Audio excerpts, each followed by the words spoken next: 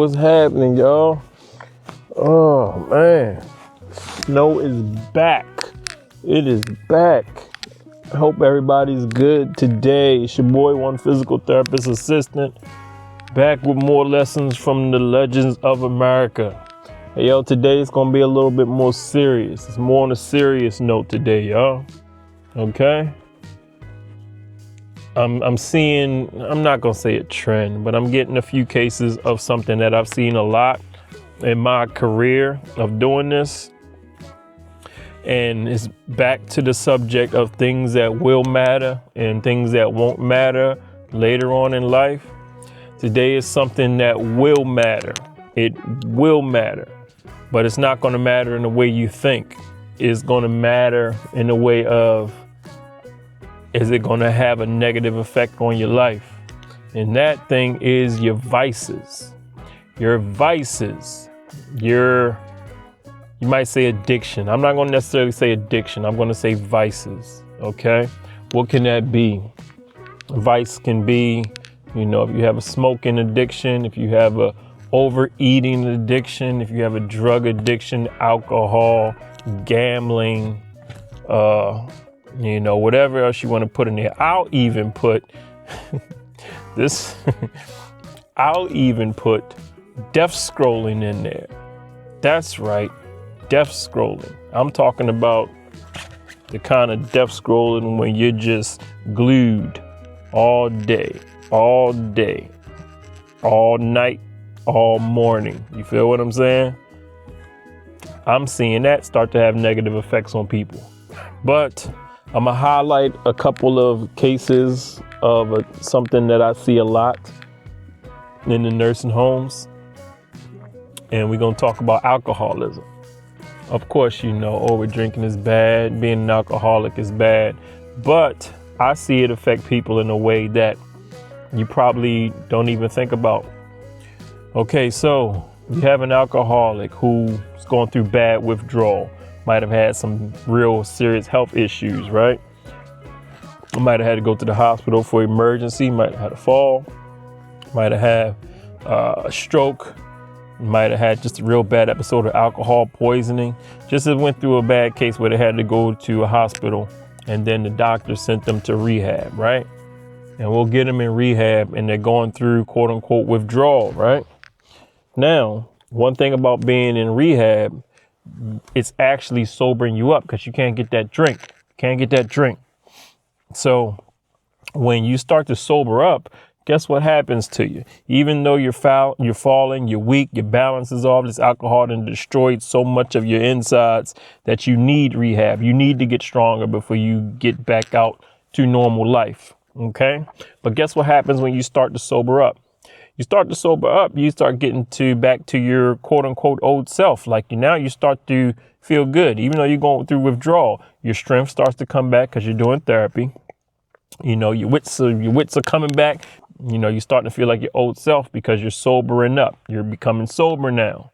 You know how many times I've seen a person go through withdrawal, have to be on rehab, but as soon as they start to sober up, they're ready to bust back out. It's like, I don't need to be here in this quote unquote nursing home. I don't need rehab. I'm good. Let me go out of here. I've seen that so many times. And recently I've seen something that has happened a lot in my career. When a person sobers up and they say, oh, okay, I'm ready to go home now. What do you think happens? You guessed it. They go home. They get out of here. It's time to drink again. I've even had patients tell me that they went home and had a quote unquote celebratory drink because they did good in rehab and they're telling me this because they end up being right back in rehab. Your vices, your addictions, those bad habits will be very important later in life because they're going to dictate the kind of health you have. You feel me? The drugs, the smoking, all of that. The people on oxygen, you know what they used to do back in the day. They used to smoke the cigarettes and still do. I got people who will never give it up from smoking to the day they die. I get what you're saying. I get it. I understand. It's your prerogative. You want to do what you want to do, but it's had a really, really bad negative effect on you. your bad vices are going to have a determining factor on the type of life you live later on. If you're overeating, if you're morbidly obese, and I've made videos about this before, it's going to have a determining factor on the type of health you are in when you are older, when you're later in life. You feel what I'm saying? I talked about death scrolling. I give y'all a scenario. Death scrolling, that's a thing. You know that's becoming a thing. I'm seeing right now what my generation and the younger generation's future may look like when we get older. You know how many people don't want to get out of the bed when they're older because they got their phone with them?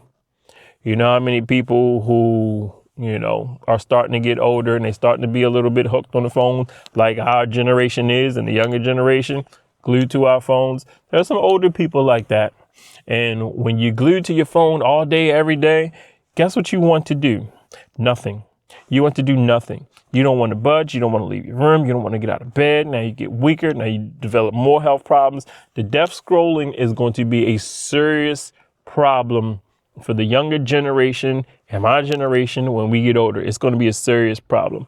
I had one lady who was morbidly obese, maybe upwards of 500 pounds, doesn't get out of bed at all. Doesn't get out of bed. If she does get up in the chair, we got to hoist her. We got to Hoyer lift her. We got to use the crane, the human crane, to lift her out of bed, put her in the chair. But when she stays in the bed, which is most of the time, had her a while back, she had 3 phones. She had 3 phones. I would always mess with her. Me and her, we were cool. We had a good rapport. I would always go in and mess with her when I would walk past her room because she'd be on one of her phones. Let's say her name is Tammy. I'm like, Tammy, what are you doing? What you need 3 phones for, Tammy? You know you don't need no 3 phones. And she would get on me. I got 3 phones because I want 3 phones. I got a game phone. She likes to play solitaire and all the little games on the phone, Candy Crush and all that. I got a game phone. I got a music phone. She got a phone that she used specifically for listening to music. Yeah, 3 phones. And then the last phone is the phone for the texting and calls and everything. 3 phones.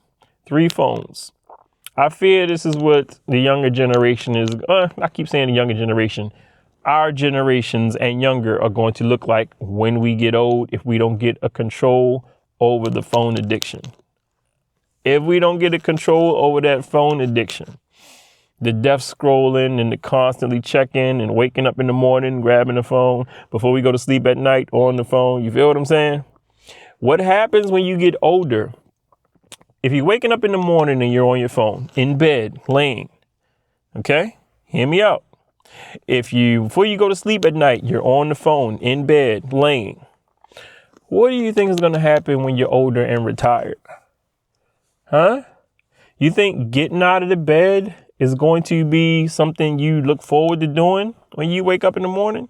If we don't get a control over this addiction, over this death scrolling addiction now, the older versions of us, it's not going to be good. It's not going to be good.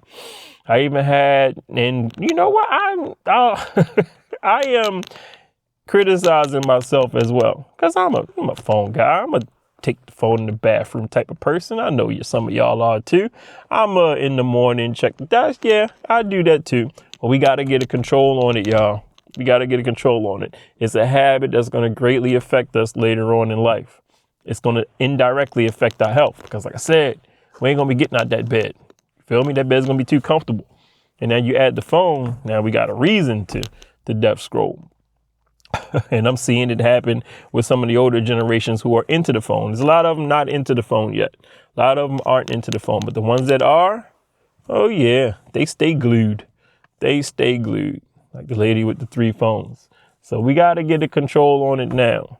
Our habits and vices when we're young are going to be very important when we get older. The alcohol, very important because it's going to dictate the type of life we have later on. The cigarettes, the drugs, the painkillers, they're going to dictate the type of life we have later on. I don't know how old you are. Let's say you're young and you like painkillers. Let's say you're in your 20s and 30s and like painkillers. Let's say you like Oxy, okay? And you're young. If you like Oxy and it helps, when you're young, 20s, 30s, let's say I'm going to give you 35. I'll give you 35, okay? If you like popping oxys for pain when you're 35, what do you think the effect is going to be when you're 65?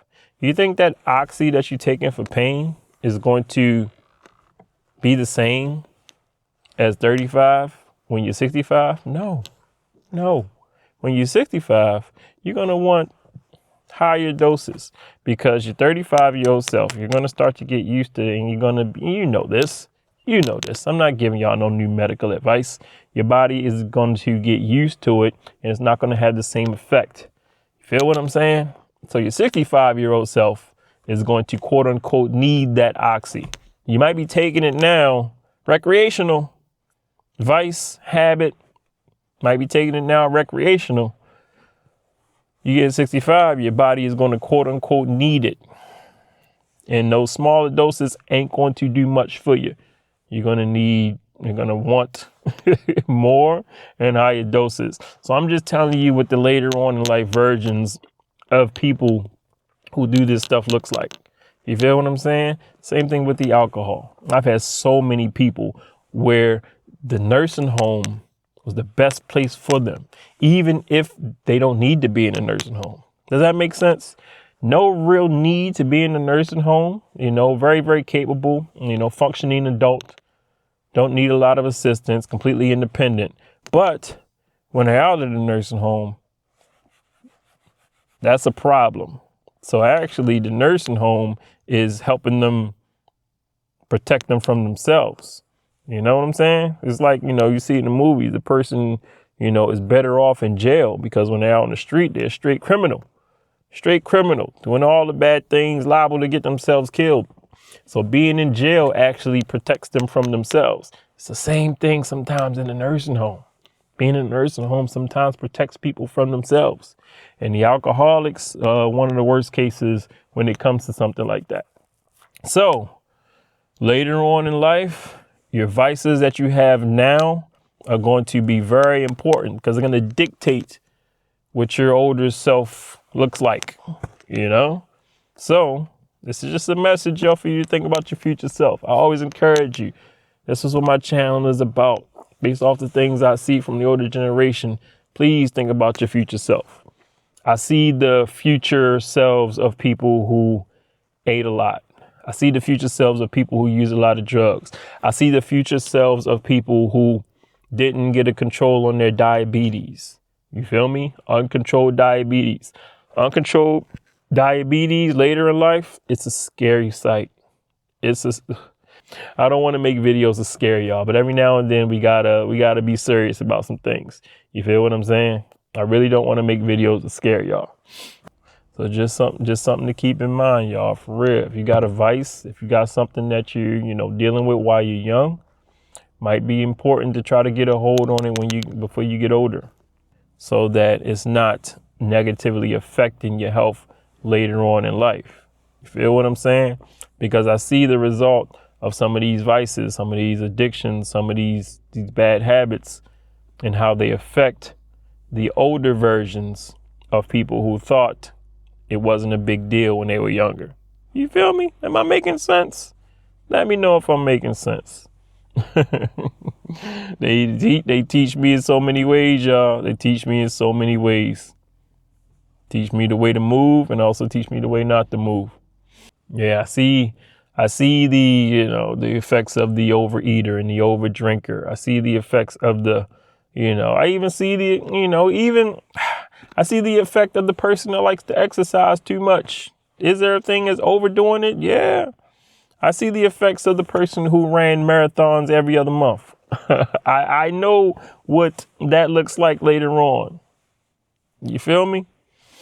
Oh, man. I had a guy not too long ago, 90-year-old, in good shape. He was a runner, ran multiple marathons. Legs, knees were shot. So it's just certain things I see, man. It helps me move in different ways. You feel me? So your vices and your habits, the things that you hooked on while you're young that you might not even consider. Like, I don't think most people think the whole phone thing is a real problem. I don't think consciously people think it's a big problem. But I'm telling you, later on, it could affect you negatively. Oh man. So yeah, y'all. Just trying to give y'all some things to think about as you age. As you age, like I said, this video is a little bit more serious.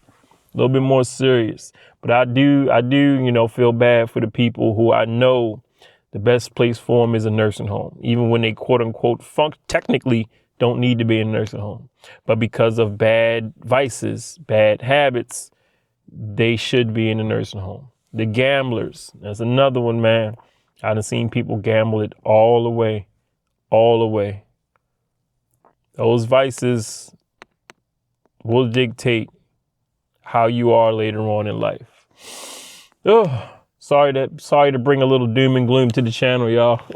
But these things need to be discussed. I appreciate y'all for coming through. As always, y'all know the drill. Respect your elders.